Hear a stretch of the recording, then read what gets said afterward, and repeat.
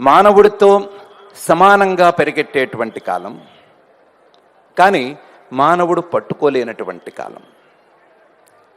కాలం మానవుడి యొక్క ప్రతి చర్యను నియంత్రించేటువంటి కాలం, కానీ మానవుడి చేత నియంత్రింపబడలేనటువంటి కాలం. కాలం యొక్క విలువను మానవుడు తెలుసుకోవలసిన అవసరం ఎంతైనా ఉంది.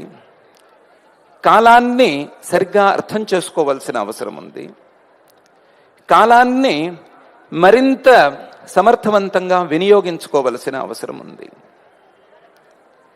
ఇలాంటి మానవుడికి కాలం యొక్క విలువను తెలియచేయటానికి, కాలాన్ని సద్వినియోగం చేసుకునేటువంటి విధానాలను తెలియచెప్పటానికి మన పురాణాలు, ఆర్ష గ్రంథాలు, ఈ రెండిటికీ మూలమైనటువంటి వేద వాంగ్మయం, ఇవన్నీ చాలా ప్రయత్నం చేసి ఉన్నాయి.